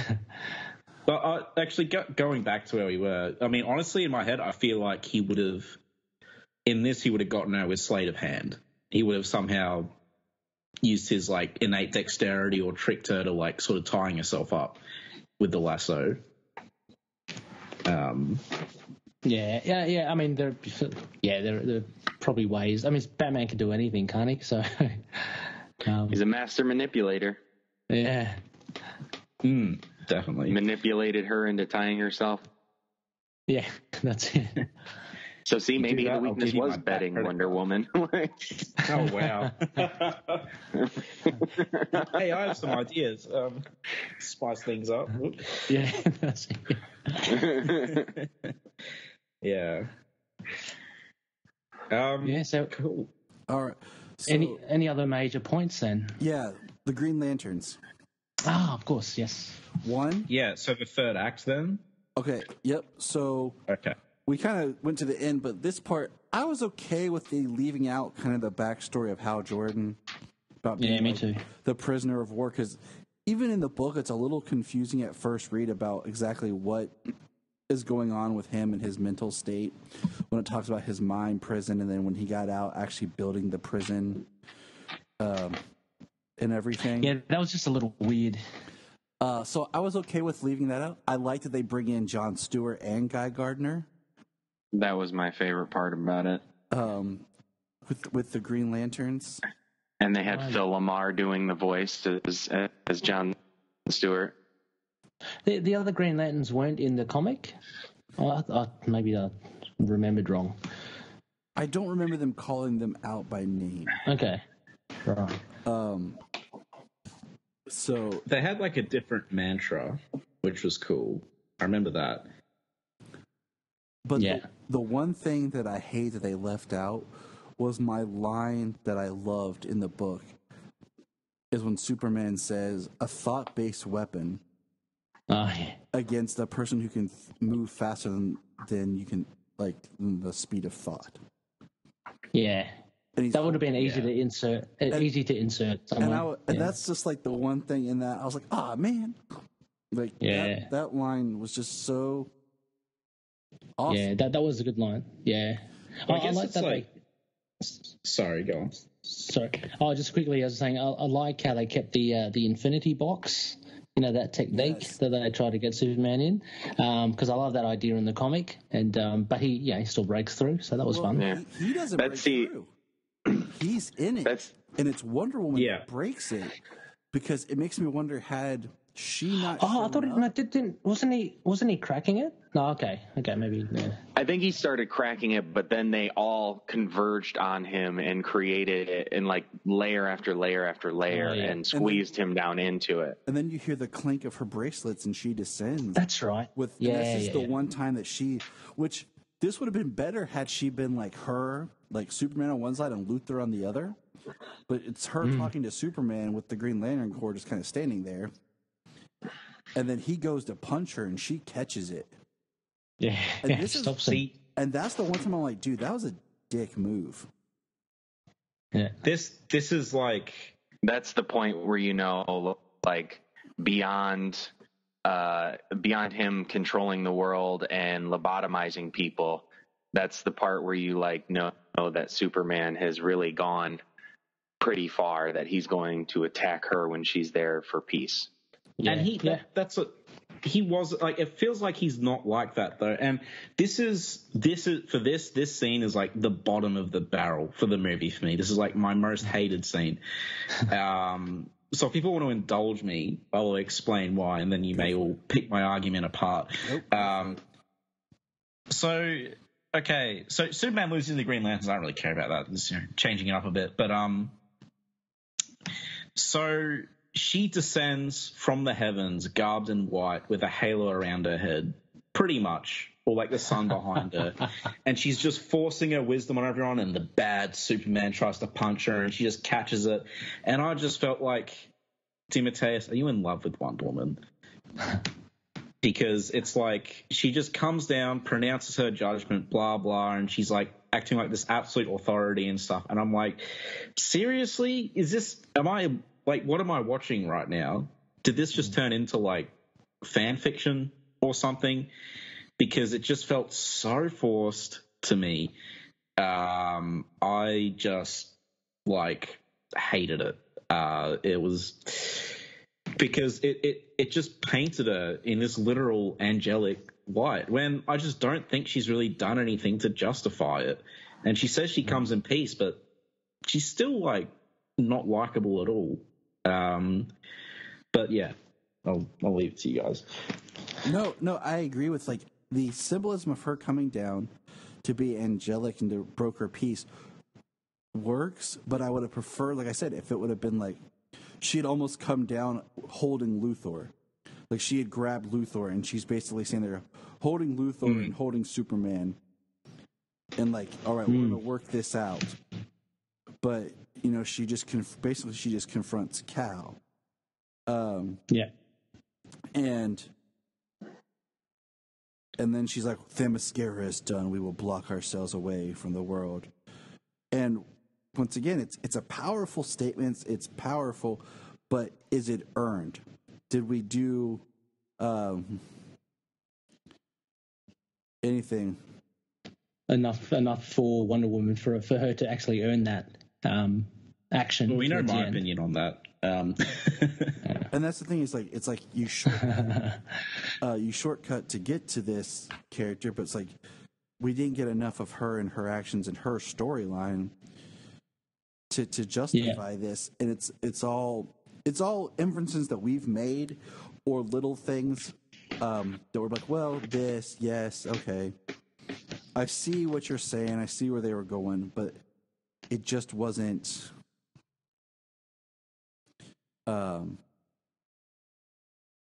You know what I'm saying? It just wasn't, I feel like, earned as well. Yeah, no, totally, and totally understand where you're coming from. No, and yeah, I mean, I'd agree to that extent. I mean, they didn't flesh her out enough, but look, I didn't mind it as well. I thought the way I saw Wonder Woman, and arguably you can say that her character could be exchanged with maybe another character, but I guess he just chose Wonder Woman, of being that outsider, of being that broker of peace, as you're saying, and so her kind of flying away. It does seem that she has this a high authority, Themyscira, whether or not that's kind of like a Mount Olympus or an Asgard or something. She is above all this violence, it seems. But I do agree, Connor, as you're saying, like she's still not a compassionate. She doesn't come across as compassionate or anything like that, which is unfortunate because just that would have helped, I think. But I don't know.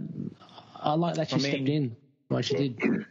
She says now Themyscira is gone, we'll never come back, and it's just kind of like, okay, what did you guys do anyway? What were you contributing to the world? You weren't doing anything. You were just sitting on your island, and then you came out and yelled at some people, and it's like, all right, cool. You go. Okay, I kind of just assumed that it's not obviously spelled out in the film, but that she had done some deeds in the world before. Themyscira has a certain status in the world, but yeah, I guess that was just. Themyscira didn't really do anything in the comic either. It was just Wonder Woman, so that's why I didn't really assume. I mean, they discuss a Themysciran embassy. Maybe if there's only one in Russia, I don't know, because of her allegiance with Superman.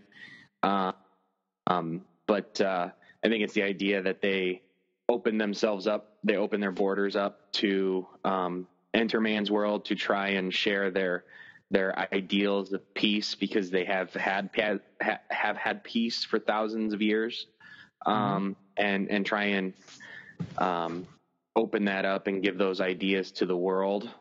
But like the world's unaccepting of them. If the most powerful man on the planet can't hold up those ideals, then she might as well lock Themyscira off again and then remain their own civilization. I guess, the final nail was already in the coffin for me with this scene, but the thing that I hated was it Hal Jordan afterwards, who's like, women, right? And then Superman punches him. I'm just like, what am I watching? At this point, for me, even before this point, like the movie had already fallen apart. And I was hoping that the climax would, kind of fix it, but it didn't for me, really. Well, that's just misogyny right there. Yeah. Like they went to that length to prove her point. Yeah. I mean, and arguably, again, you can say around the sign of the times, around the 40s, 30s, 40s. This abuse, But it wasn't. It was 83. Like nearly. Yeah, 83, is it? Okay. Well, because there's the quick line where Luthor says about when he's getting the ring with Kennedy, he says, this could take decades to re-engineer. And then there's a quick, and then it changes and says 1983. And this, another problem I have is like, the same thing I had in the book is sometimes the changing of time is always kind of odd of like what's happened in the world. At least in the book, they aged Superman a little bit, and we talked about that. And then they changed his costume, and here they slightly changed his outfit. And Luthor, you can only tell from Luthor just gets less hair. Yeah, that's your wilting flower, or your time lapse is So here's something I noticed on the second view that I think is kind of a nod to the epilogue. Okay? If you watch this movie, everybody kind of has black eyes. Lois has her purple eyes. Lex and Superman are the only ones that have gray eyes. And they even did gray eyes for Lex in the Death and Reign of Superman story, but they're the only two characters that have gray eyes. Okay. And I was like, that is Yeah, it could that is a choice that you make specifically. Oh, yeah. You know what I'm saying? Because usually Superman's depicted as blue-eyed, dark, black hair, blue eyes. Yeah. Yeah. And Yeah, that had to yeah. have been a conscious choice to at least and so there's a link reason. it. There's a reason that choice was made. Like I It was said, probably was the epilogue. That's the reason. and that's what I wonder Yeah. because if you go back and you watch Death of Superman and Reign of the Superman, Lex has gray eyes, Lois has purple, Superman has blue, and then Superboy has gray eyes because it's one of the nods to tell you that he's part Lex. Yeah. Yeah, right. And I know that's a different continuity than this, but it's just one of those details that I picked up when I was watching it for the second time. And like I said, I think our discussion we've all made very great, valid points about this film. And I don't know if I would say I like this better than the book. I think this one's a little cleaner, and that's what happens a lot of times in these adaptations, is because you don't have to do these pocket side tangent stories, or you don't give certain details. You're moving that through line for the film. So I think the film story is a little bit cleaner, and I enjoy it. The overarching imagery and everything's there. There are things that I would have preferred differently. There's things I would have liked to have seen. But overall, I'm not disappointed because Red Son's never been like, oh my God, Superman, Red Son. Yeah. Because to me, like I said before, after the first book, I feel like then we just go into Dictator Superman. And that's not my Superman. That's not what I connect with the character. That's why I'm not sitting here in a basement full of Superman stuff because of Dictator Superman. Yeah. So to me, it's a Superman story that I think's good for people to read and experience, but I'm not over. Yeah. I'm not in love with the story. Like it's not like if I had, what's your one Superman story, Tyler? You have to read for the rest of your life. This is not it. Yeah. But final thoughts. Just real quick, we'll go around, just kind of summarize it. Just one little thing I want to say. You brought up the line of a while back of when we started the Green Lanterns, a thought-based weapon against a person who can move faster than thought. Yep. There was a Green Lantern, the Squirrel, Chip, who used his Green Lantern ring to stop Superman's brain synapses from firing. So he couldn't think, he couldn't move, he couldn't do anything. Huh. Oh, That's pretty right. epic. so it's possible. Yeah. So, but it's the story brings up the point of nobody ever thinks of the little guy. What can the little guy do? Well, the little guy shuts you down with a thought. So without you even seeing him. Yeah, that's good. So just a little nugget to point out there. I didn't know a squirrel had That's the ring. Injustice. That's actually in Injustice when the Green Lantern Corps comes to Earth. They are all fighting Superman, and Chip the squirrel takes Superman down by shutting down his brain synapses. Wow. Cool. Just like a little rocket raccoon. Yeah. So James, you want to go ahead and just kind of sum up final thoughts on Red Son here? I mean, I like I said at the beginning, I like this movie. I like the through line. The way it starts has at least some kind of influence on the end. Not saying it's the end all, but it's it's Superman reaching back and getting his humanity back. Like I said, pretty well choreographed action scenes. There's some stuff they added that I liked, some things that they took away that I like, and also some things that I think maybe they did better in the book. But I mean, overall, it was a decent adaptation, and I like it. I've watched it a few times, you know. It may be a little while before I watch it again, but I'll watch it again. It will be one that I watch again. I mean, it's no Death of Superman, but you know, I'll definitely watch it again from time to time. It was a good story. It was well done. Mm-hmm. Cool. How about you, Connor? Sure. So, so for me, like a lot of people said there was like a through line for them and stuff that they saw. I didn't see any through line. So for me, the whole thing felt very muddled and all over the place, and it didn't really know what it was trying to do. I absolutely love J.M. DeMatteis. He did fantastic Ghost Rider. He has a very big love for Superman. He has very similar opinions of Superman of me. He truly believes that no matter how Superman is brought up, he has innate good. Mm-hmm. Fun fact for those who haven't listened to the interview yet over on Capes and Lunatics, he says he wanted to do an Elseworlds where Superman was raised by white supremacists. Oh, wow. But Superman would still go back to good. I feel like that would be a great story. Like, I honestly think that'd be a great story done in like the Black Label books.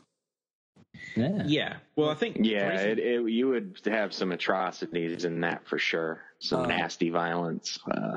Because I actually kind of themes. I really dig the idea of him being being raised and surrounded by like, pure pieces of crap evil, and then realizing that no, this is not right, and I will do good. I think there's a strong story in that. Yeah, but yeah. It definitely needs to be a Black Label book. Yeah, I think one of the reasons it was rejected is DC asked, like, what would you even do for the cover? You wouldn't want, like, just put white supremacists wearing the Superman S. I wouldn't do that. I would just, for the cover, I would just put, like, Superman, like, the Clark Superman with, like, a shaved head. And I wouldn't even put the S on it. It would just kind of be, like, with, like, shadow on his face and, like, a tear running down with a shaved head. Yeah. Standing with his hands on his hips, so you know who it is.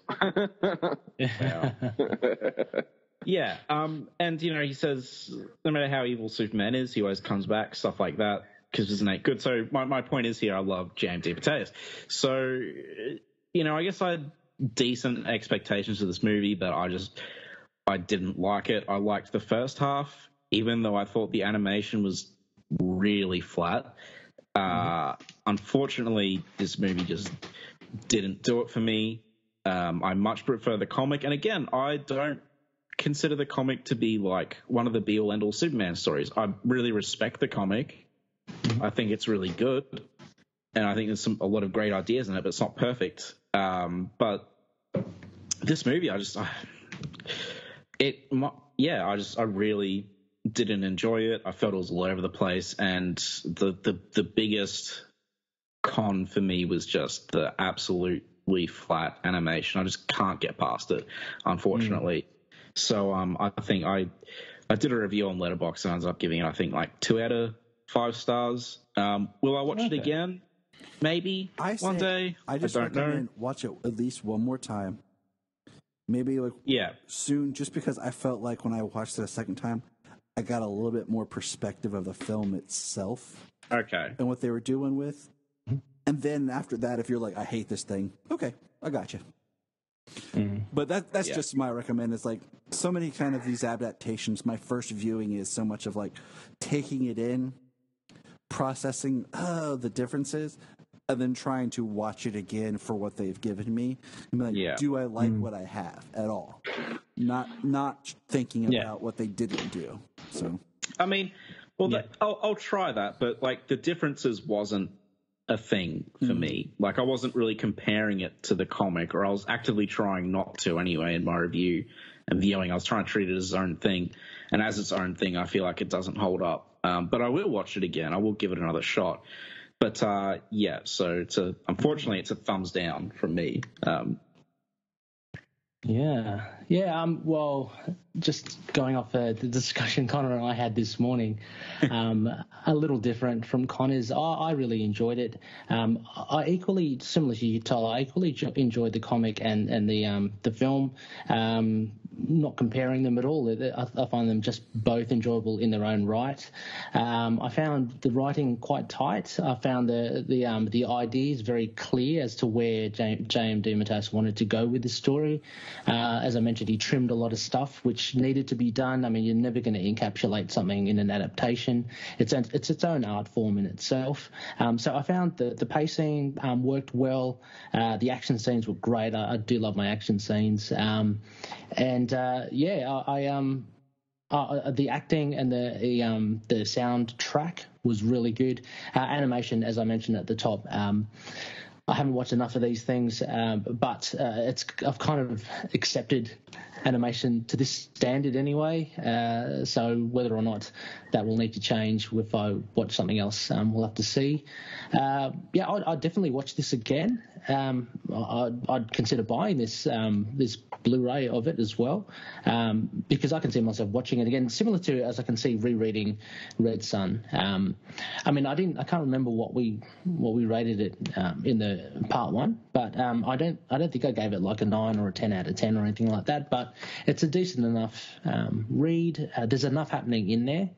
There's so many moving parts in it, again, opposed to the film, which is very clear cut. So yeah, definitely worth a reread, definitely worth a rewatch. All right. So I think, we're all, we know where we stand, and I mean, I think it's worth a read and a watch just for the fun of the discussion. Like, just, it's fun to talk about things here, and we all love the character, and it's fun to kind of pick it apart what we don't like about different interpretations in a way that we can all represent ourselves and not feel like, oh, I have to agree or I have to, I can't disagree. Yeah, of course. And that's that'd be no fun if we did that. Exactly. And that's what I'm saying. Like this particular version, like this is one of those where I can sit back and be like, okay, I'm not a large enough fan to, and unless I were like, it's not that I don't care. I just, I can appreciate or whatever, like however they wanted to present Red Son. I'm not going to be hurt because it's not the true Superman. You know what I'm saying? It's not like they took the true Superman and made him look bad. They have an Elseworld, different variation Superman. Like, because even when I was rewatching it last week, Solomon was like, "What you watching, Daddy?" And I was like, "I'm gonna watch the Superman." And then he was like, "What's going on?" Like, and I was explaining it to him. He's like, "Is Superman bad?" I'm like, "No, he's just different." He's like, oh, okay. He's just confused. Yeah, it's like, and it's always interesting and to put things in a perspective. Like, and I think about this more now. Is like, if I'm explaining this to my kids, like, what's the core essence of this explanation? Because so many shows and stuff we watch, like, there's times where villains are now acting good. Like even Solomon's sat with me and we watched Justice League War, and he wants to watch Thrones of Atlantis with me. And he's watched a lot of these with me, and we're going through it. And he says, which one we were watching the other day? And he was like, it was when we were watching Red Son. He mentioned, Lex Luthor. He's like, he's not being good now, is he? And I said, no. He's like, and, because he brought back up in Death of Superman how Lex helped Superman fight Doomsday, and then trying to explain to that sometimes bad people do good things to make themselves look good, even though they're really not good. And it's just interesting when you have these stories and you have to try to explain it to young children who look at things so black and white and good and bad. So. Yeah. What does Wolverine do? He's the best at what he does. That's what he is. Yeah. How does he deal with villains? But you guys go ahead. That's when you're just blunt. You hack them into pieces. Yeah, that's it. Yeah. go ahead and give us some plugs, some information about your show as we wrap up. Okay, I guess I'll go. You go for it, Connor. Yeah. Sorry. So you can find Ray and I on Last Sons of Krypton, a Superman podcast. So at LSK Podcast on Twitter, or if you just search Last Sons of Krypton podcast, you'll find us. In fact, I think even if you search Superman podcast on Google, we're on the front page, which is pretty nice. Ooh, yeah. But yeah, so we basically review mostly comics. Sometimes we dip into other media. We've done like some Smallville, some Adventures of Superman. But yeah, Ray and I just talk about, because Ray's a newbie to Superman. Mm-hmm. Well, that's becoming less true every 2 weeks. And I'm not, and we just, two different opinions and everything on all that. So, yeah. And I have another podcast called the Immortal Iron Fist Podcast. Sons of the Dragon, the Immortal Iron Fist Podcast. If you search Iron Fist Podcast, you'll find us. Basically, it's a podcast about the character Iron Fist. And it's good. And Ray, do you want to... Yes, highly recommended that Immortal Iron Fist podcast as well. Very, very good. The guys do very good work over there, and a very cool character.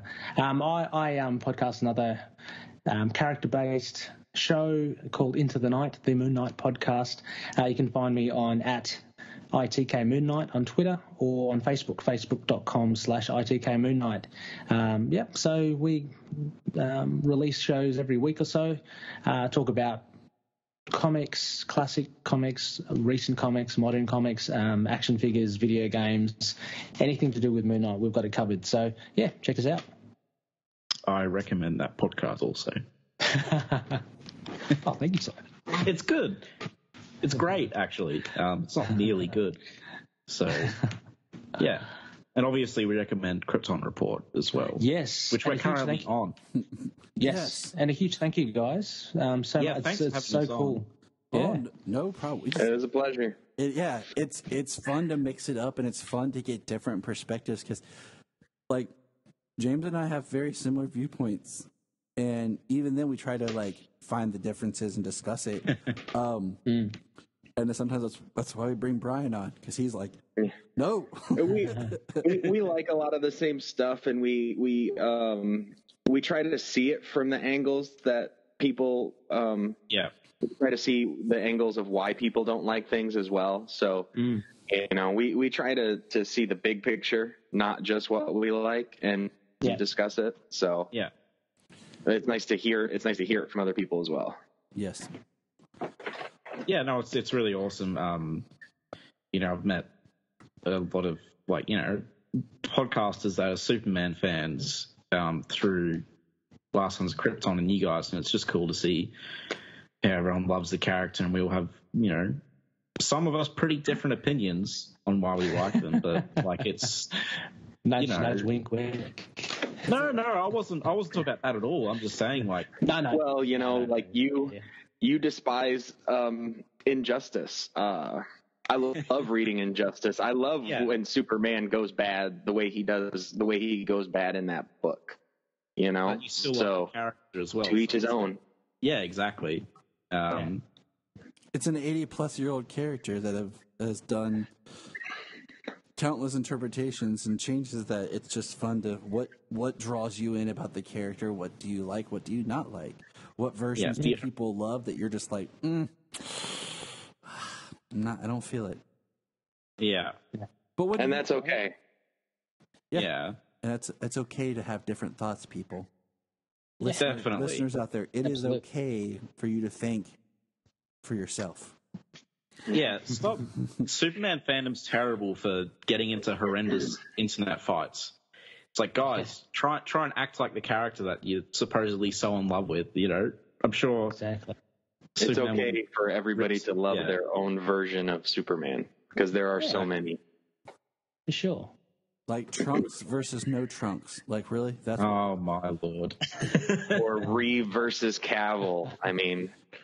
And that's where we're going to wrap up our episode, people. All right? So, remember. Look up in the sky. Look up in the sky. Look in the sky.